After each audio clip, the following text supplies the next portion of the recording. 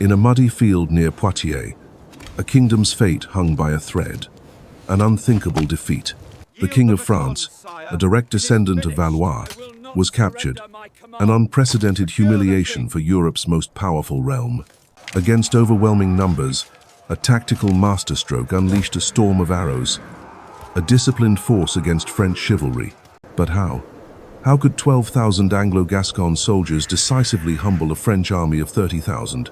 For 100 years, the fires of war consumed Western Europe. Dynastic ambitions clashed, redrawing nations' very borders.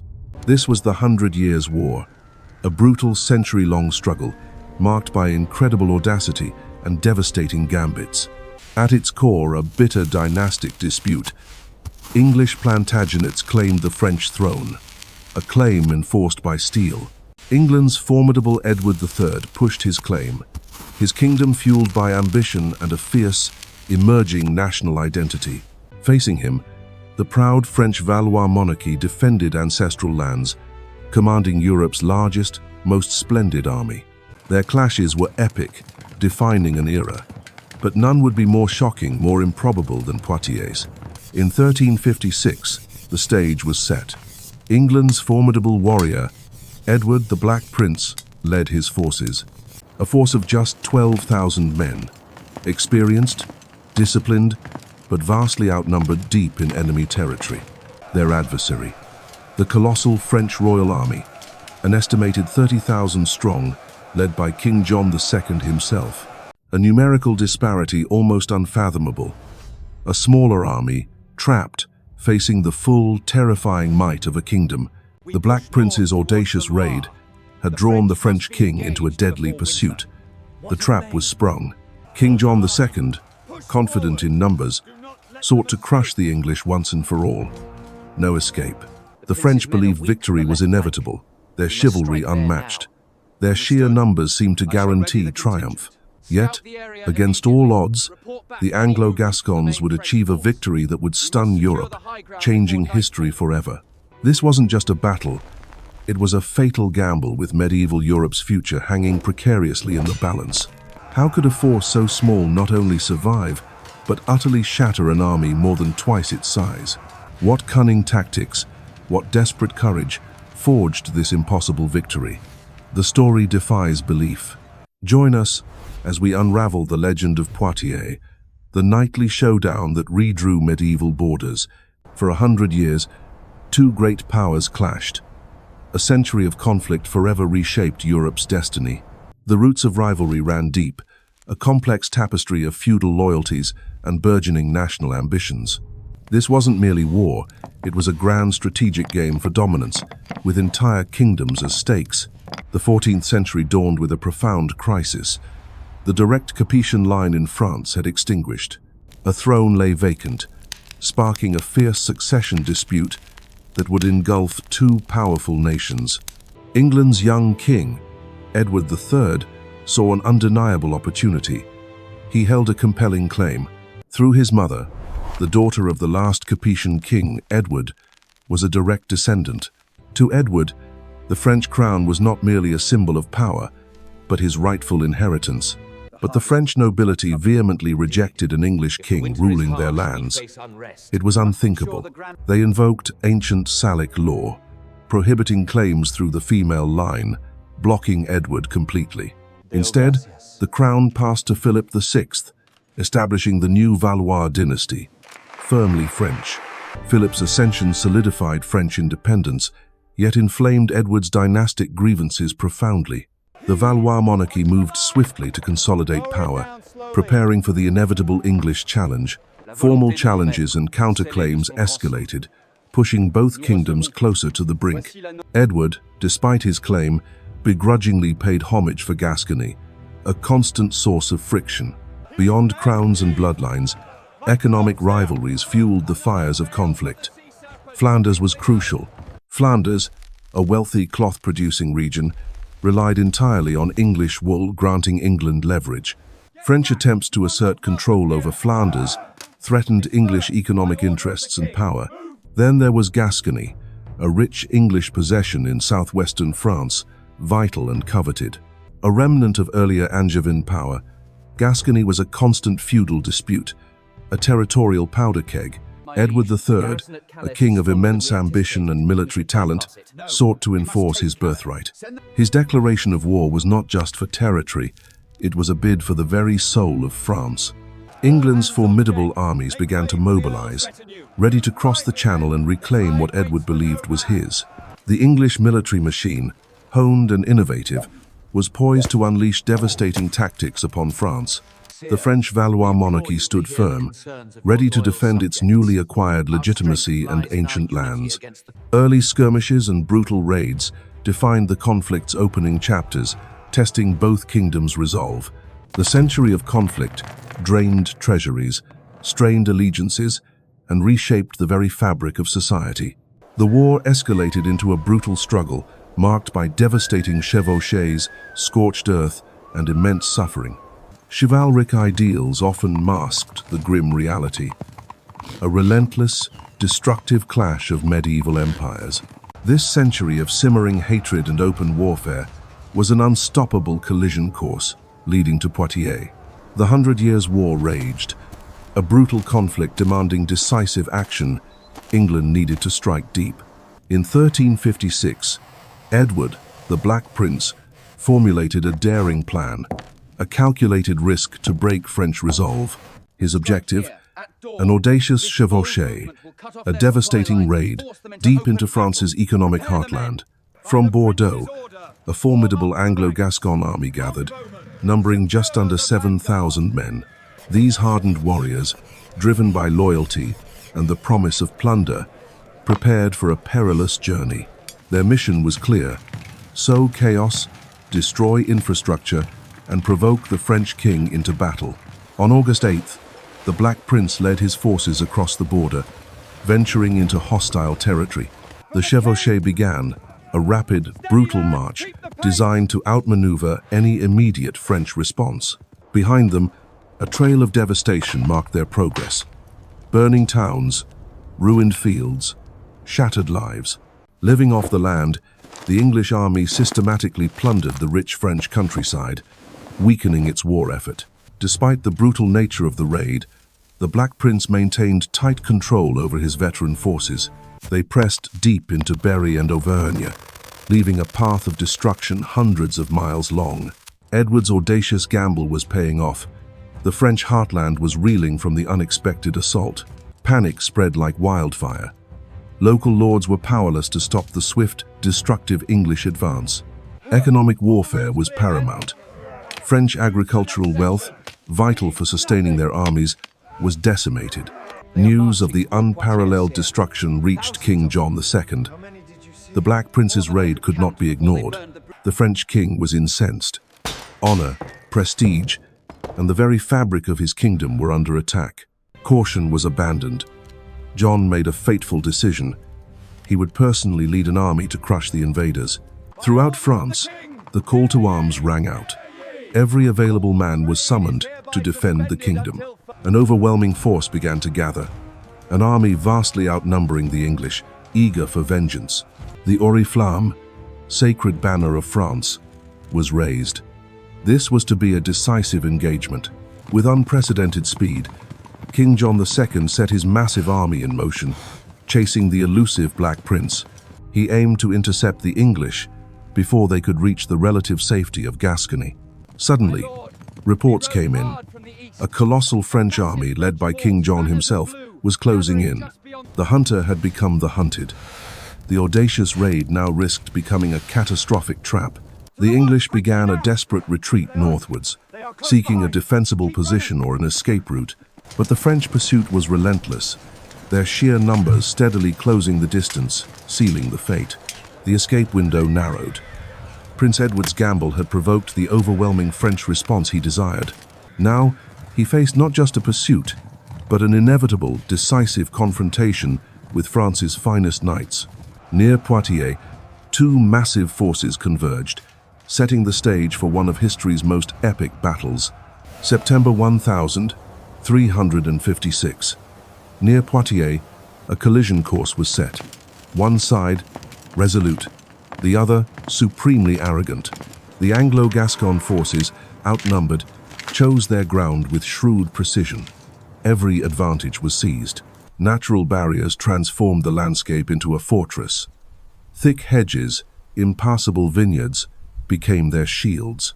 Behind these defenses, dismounted men-at-arms stood firm, their discipline an unyielding core of steel, and within the thorny labyrinth, the longbowmen awaited, their arrows the silent arbiters of medieval battle. Every commander understood the terrain's vital role. It was not merely ground, it was their decisive weapon. The ground itself was weaponized.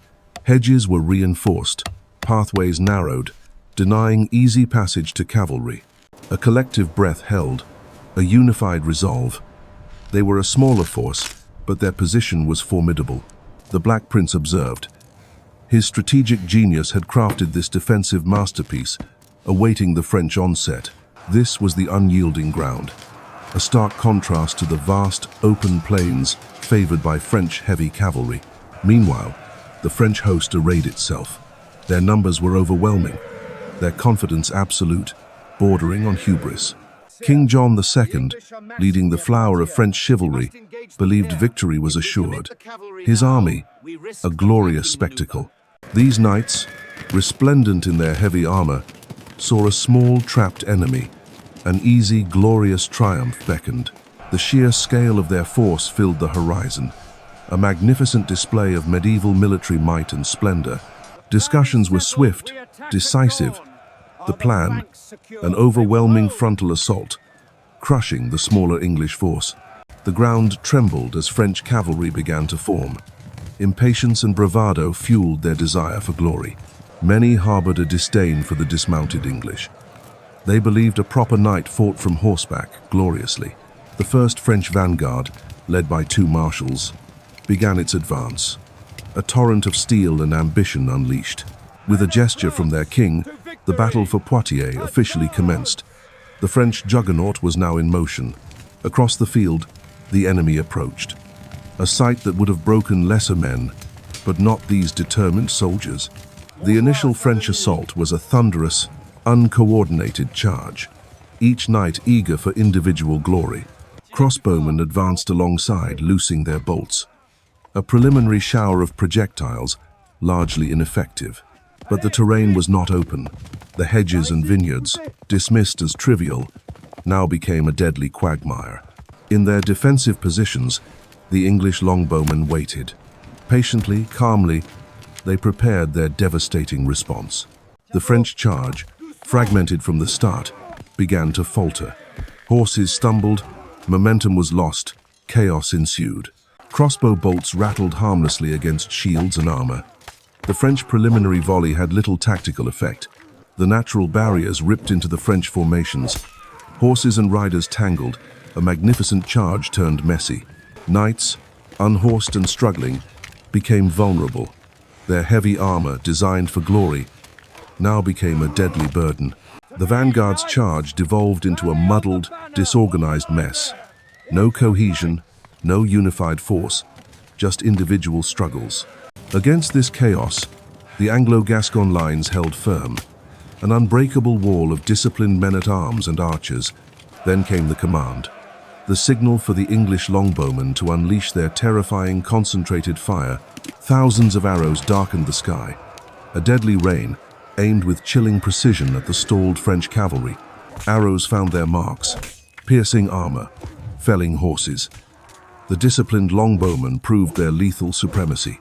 Horses screamed in agony, collapsing beneath their riders. The ground became a graveyard of noble aspirations. Unseated knights, entangled and exposed, became easy targets. Their arrogance had led them straight into a deadly trap. Any French who struggled through the arrow storm met the disciplined Anglo-Gascon infantry. A wall of steel awaited. The shield wall held, unyielding. Fragmented French attacks dissolved against its disciplined, formidable strength. Relentlessly, the longbowmen continued their deadly work. Each arrow a testament to years of rigorous training. The French crossbowmen, unsupported and vulnerable, were caught. They broke, fleeing the relentless arrow storm.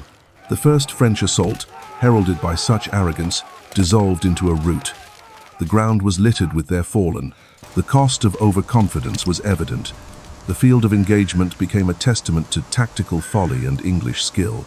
A cheer erupted from the Anglo-Gascon lines. The first wave, the proudest, had been decisively repelled. The Black Prince watched, his plan executing perfectly. The unyielding ground had claimed its first French casualties. For the main French army, a chilling realization dawned. This would be no easy victory, but a brutal, desperate struggle. The Dauphin Charles, heir to the French throne, prepared his division for a renewed, relentless assault. Disregarding previous failures, his elite dismounted men-at-arms now formed the vanguard of France's renewed offensive. Across the blood-soaked ground, a formidable tide of French steel advanced, seeking to overwhelm the Anglo-Gascon line. Their resolve hardened by royal presence, these warriors were tasked with breaking the enemy's stubborn resistance. This was not a charge of cavalry, but a slow, inexorable grind, designed for maximum attrition and pressure. The renewed French assault crashed into the Anglo-Gascon lines, initiating a brutal, sustained melee of attrition. No longer a swift charge, but a slow, grinding struggle for every inch of contested, blood-soaked ground.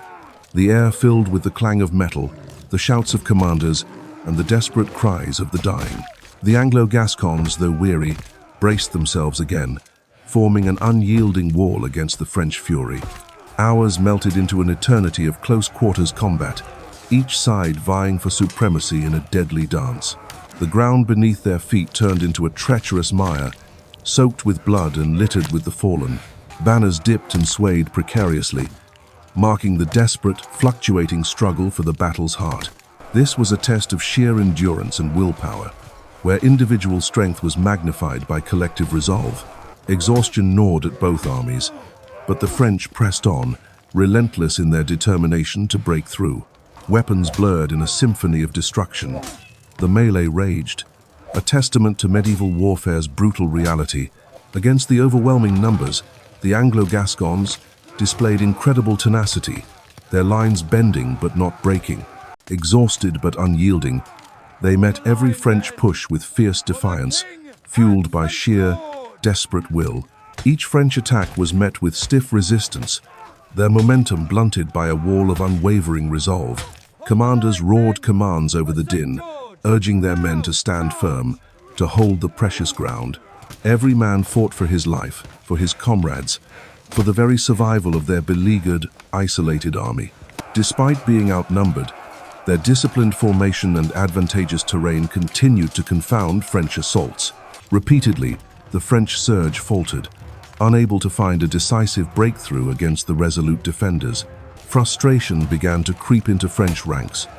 Their sustained efforts yielded only more casualties and stalemates. The sheer tenacity of the Anglo-Gascons seemed supernatural. They refused to yield, defying all expectations.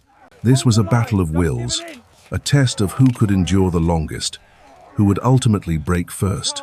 The Dauphin's division engaged in a relentless, brutal grind, pushing their men to the absolute limits of endurance. Wave after wave of French attackers hurled themselves against the English and Gascon positions. The sheer scale of attrition was staggering, the ground a charnel house of broken bodies and shattered equipment. Hours passed. The French numerical superiority seemed to count for little against such unyielding resolve. Doubts began to surface among the French commanders. Could they truly break this stubborn, bloody defense? Each failed assault chipped away at French morale, a slow, corrosive process eroding their initial confidence. Despite grievous losses, the Anglo-Gascons held their position, their spirits unbroken, their determination unwavering. As daylight began to fade, the grinding battle showed no signs of conclusion, only endless, brutal stalemate. The constant repulse of their attacks bred confusion, spreading like a contagion through the French ranks. French soldiers, exhausted and demoralized, began to lose cohesion, their disciplined formations starting to fray. The sustained French onslaught faltered, its once formidable momentum now visibly dissipating into disarray. Morale plummeted. Whispers of retreat, of the battle being lost, began to circulate among the weary soldiers. Confusion turned to panic in some sectors, as the futility of their relentless, costly attacks became clear. The Dauphin's valiant but ultimately futile efforts had taken a devastating toll on French fighting spirit. The relentless Anglo-Gascon defense had broken more than just French lines. It shattered their morale. Seeing the battle's grim turn, Philip, Duke of Orleans, made a fateful strategic decision to withdraw. The king's young sons, including the Dauphin, were also discreetly escorted away from the collapsing front. The withdrawal began, a slow, agonizing process, further exposing the remaining, committed French divisions. The retreat of the Dauphin and Orleans left King John and his household exposed, facing an impossible fight. King John II, defiant amidst the carnage, prepared for France's desperate, final, fateful gamble. The unfurling of the oriflamme signified no quarter. Victory or death, the stakes were absolute. These were the loyal few, exhausted but unyielding, ready to follow their sovereign into oblivion. With a roar of defiance, the king called upon the very soul of France for this final, desperate thrust. The fourth assault began, a human wave crashing against the weary, yet steadfast, English defenses. Through a sea of mud and fallen comrades, the French knights pressed on, propelled by kingly honor. Exhausted but unbroken, the English defenders braced. Every arrow, every shield wall held immense weight. Inch by bloody inch, the French clawed their way forward, forcing cracks in the seemingly impenetrable line.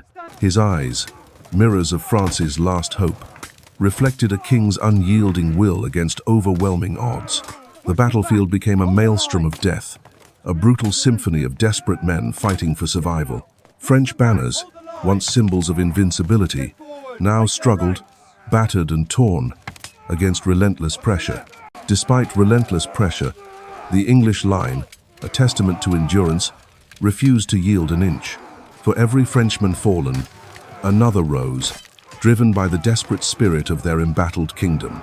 The Poitiers battlefield, a sprawling canvas of chaos and carnage, witnessed history's brutal unfolding. Though brave, the French lines faltered. Fatigue and disorganization began to claim their inevitable toll. The king himself, axe in hand, fought with the fury of a cornered lion, inspiring his last loyal guards. Still, the silent whispers of death, English arrows, found their mark, sowing further despair. Dismounted, the elite French cavalry fought like infantry, battling to pierce the unyielding English formations. Fear and exhaustion etched on every face, yet a flicker of hope, however dim, remained. For a moment, a bloody stalemate. Both armies, utterly spent, teetered on the brink of collapse. But far from the main clash, a silent threat emerged. Anglo-Gascon cavalry, swift and unseen. Sir John Chandos, keen-eyed and cunning, pointed the way. His target, the unsuspecting French rear. With calculated stealth, the horses moved. Each stride brought them closer to their decisive, devastating objective. In the French rear, a false sense of security reigned. They believed themselves safe, untouched by battle. A lone scout, a shadow in the woods, confirmed their vulnerable position. The time was ripe. The intelligence confirmed, Chandos's plan solidified. This bold flanking maneuver would change everything. The order was given, a silent command that would soon unleash chaos. The trap was sprung. Muscles tensed, hooves coiled. The silent prelude to a thunderous charge, hidden from their enemy. Swords drawn, a glint of cold steel. Each rider understood the immense impact of their coming action. A moment of pregnant silence, then the signal. Destiny hung precariously in the balance for France. Then, pandemonium. A sudden thunderous charge from the rear shattered French complacency and order. Disbelief turned to horror as French soldiers turned, facing a terrifying, unexpected assault from behind. Panic, a relentless tide, swept through the French rear.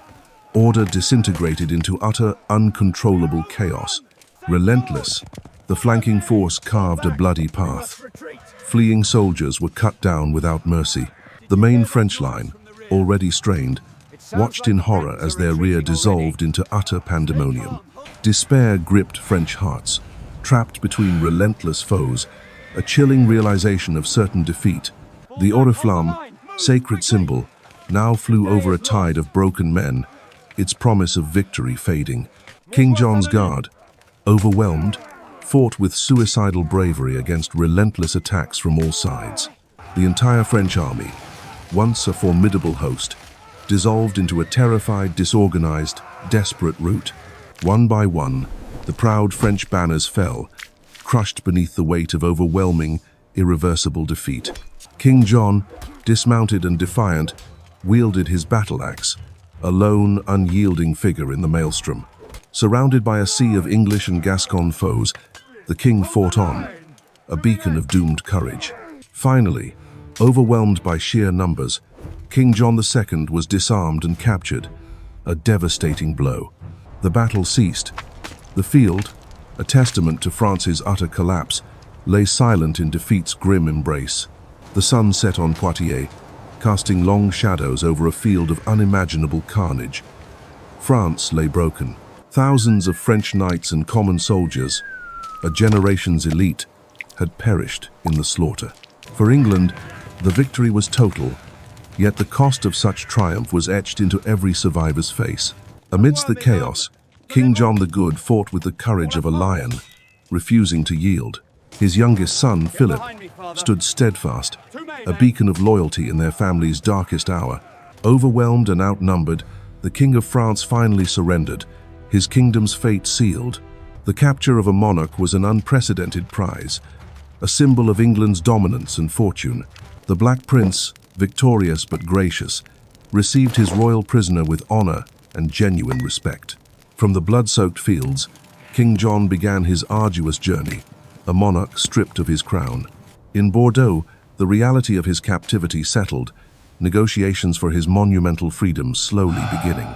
The ransom demanded was colossal, a sum that would cripple France, shaking its very foundations. A 2-year truce was brokered, a desperate pause in the 100 Years' War to regroup and heal. Then, across the Channel, King John embarked on his journey to London, a king in gilded chains.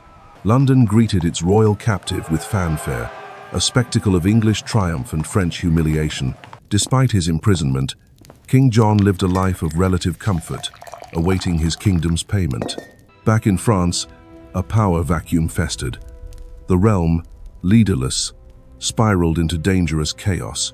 Dauphin Charles, still young, grappled with the immense task of governing a kingdom in despair.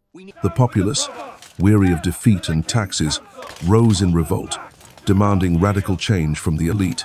The Jacquerie, a furious peasant uprising, unleashed unprecedented violence across the French countryside. French nobility, humiliated by defeat, now faced a terrifying new threat from within their own lands. Adding to the turmoil, roving bands of unemployed soldiers, the free companies, plundered the land mercilessly. France's central authority crumbled, its social fabric torn by war, rebellion, and desperate despair. The future of France hung precariously, a kingdom teetering on the brink, desperately seeking its survival. The thunder of Poitiers faded, leaving a hollow silence across France.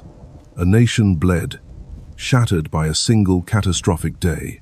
The defeat's long shadow stretched far beyond the battlefield, fundamentally altering the very balance of power in Europe. With a king captured and its nobility decimated, France had little choice but to seek a devastating, humbling peace. King John II remained a royal prisoner in England, a powerful bargaining chip in the hands of his conquerors. The arduous negotiations for a lasting peace began, a diplomatic struggle as fierce as any battle fought on the field. For years, envoys clashed over every clause, every boundary. England's demands were uncompromising, France's position weak. Years of wrangling ensued, a slow, agonizing grind of diplomacy that mirrored the exhaustion of the warring kingdoms. The immense pressure on France to secure their king's freedom and halt the destruction was almost unbearable. Edward III, emboldened by victory, pressed his advantage relentlessly, demanding vast swathes of French land. Finally, 1360, the Treaty of Bretigny was signed, a desperate attempt to staunch the bleeding and end the endless war. Its terms were brutal. England seized vast territories, a new empire carved from the heart of a broken kingdom. The ceded territories dramatically expanded English dominion, securing valuable lands and resources for the crown. Adding insult to injury, an exorbitant ransom for King John was demanded, a staggering sum designed to cripple France. The ransom's cost fell heavily upon the French populace, an unimaginable economic burden for generations to come. Poitiers and Bretigny were not merely military defeats. They were profound humiliations, scarring the French national psyche. For a brief period, the war seemed ended. A fragile, uneasy peace descended, yet beneath, resentment simmered. The humiliation of Poitiers and the severity of Bretigny ignited a fierce French resurgence, a burning desire for retribution. Yet, from the ashes, a new king, Charles V, rose. He would meticulously rebuild France's shattered strength. Under Charles V, France underwent a profound military and administrative renewal, preparing for the inevitable resumption. Hostilities resumed, but with a changed French strategy, no longer seeking pitched battles, but rather slow, steady reconquest. Bit by bit, territory was reclaimed. Decades of patient, strategic warfare slowly turned the tide against England. By 1453, a century after the war began, France stood victorious. The English were almost entirely driven out. Poitiers was a scar, but ultimately, it forged a stronger France. The map of Western Europe was forever redrawn. The Battle of Poitiers, 1356, resonates through history. Its legacy, far from forgotten, shaped the future. More than a clash of arms, Poitiers stands as one of the Hundred Years' War's most decisive engagements. The English longbow, a weapon of devastating efficiency, cemented its tactical supremacy here, rewriting warfare's rules. This was the day traditional mounted chivalry faced its reckoning, a brutal testament to evolving military thought. For France, the capture of their King John II dealt a catastrophic blow to royal authority, shaking the very realm. Conversely, England's prestige soared.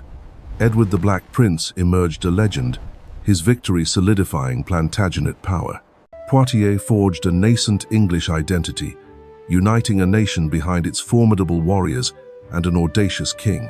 For France, amidst defeat, a deeper sense of shared destiny began to coalesce, inspiring future resistance. This was a conflict of epic proportions, a testament to human courage, ambition, and the brutal cost of war. Poitiers offers timeless lessons in leadership, showcasing how shrewd decisions can overcome overwhelming odds. Beyond brute force, it revealed the supreme importance of adaptable strategy and understanding battlefield terrain. And above all, it's a profound story of resilience, the indomitable spirit of those who fought and survived. The echoes of Poitiers invite us to delve deeper into history's grand tapestry and its incredible narratives. Join us in uncovering more cinematic history. Like, share, subscribe, and tell us what sagas captivate you.